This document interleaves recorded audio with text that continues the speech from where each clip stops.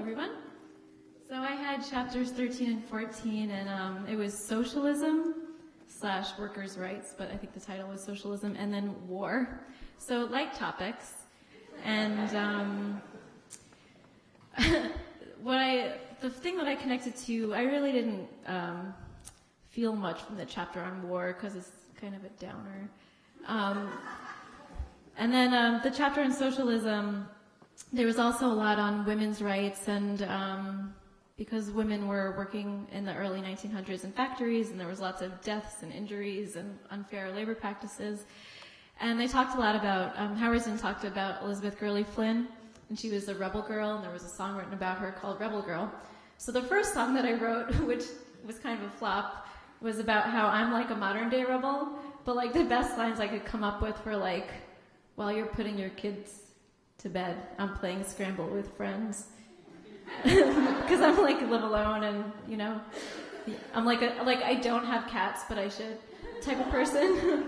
And then I had a whole verse about how like I park in my gym parking lot even when I don't go to the gym. And that does anyone else do that? I got busted. Anyway, so that song, I threw it out. I wrote this other song which was inspired by a gem in this chapter, and this was, I'll just read this verbatim. The following rules for female teachers were posted by the school board of one town in Massachusetts. Do not get married. Do not leave town at any time without permission of the school board. Do not keep company with men. Be home between the hours of 8 p.m. and 6 a.m. This is my favorite one. Do not loiter downtown in ice cream stores. Do not smoke. Do not get into a carriage with any man except your father or brother.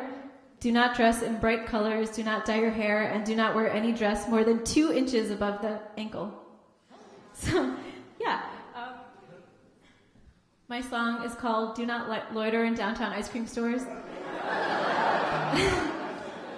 And it's from the perspective of a teacher who loitered in a downtown ice cream store.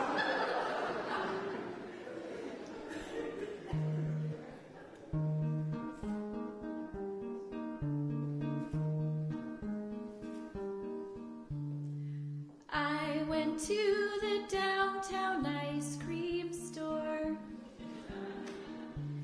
got vanilla, and then I asked for more. My principal said it will go straight to my ankles, and next thing that I know, I will have cankles. Pretty sure it'd be worth it. I went back to the downtown ice cream store, got chocolate, vanilla, became a 4. My principal said that I'm becoming dependent. Next thing that I know, I'll wake up pregnant. I'm pretty sure it doesn't work that way.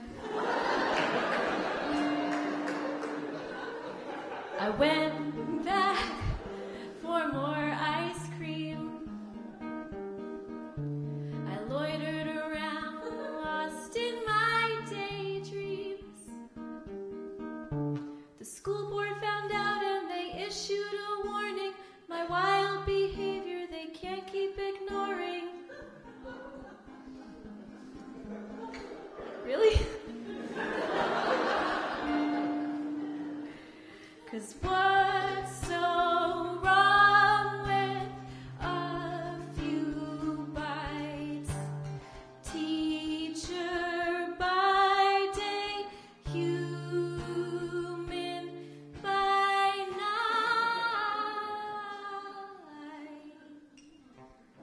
Well, you guessed it, I went back again. And this time I made a brand new friend. His name is Thomas and he enjoys sprinkles. A man who likes toppings makes my heart tingle. I think I'm in actual trouble now. Thomas ordered me a milkshake. 1 glass, 2 straws, 3 cherries, it was a date.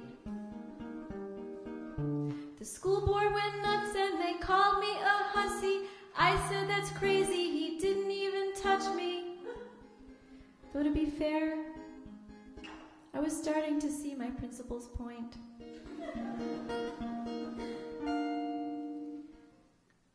I have a twofold problem. I am weak for dairy and men. The school board has sacked me and banned me for life. Thomas has promised to make me his wife. So I don't need a job anymore.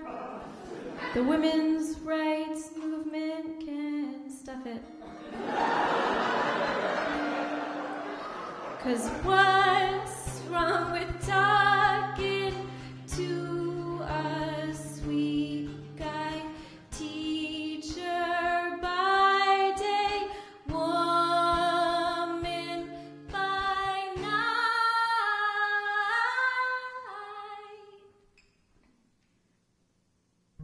I went back down to the old store. It no longer has the same allure. The ice cream's too cold and too sweet and too milky. It only was good when it made me feel guilty. Where is the justice in that?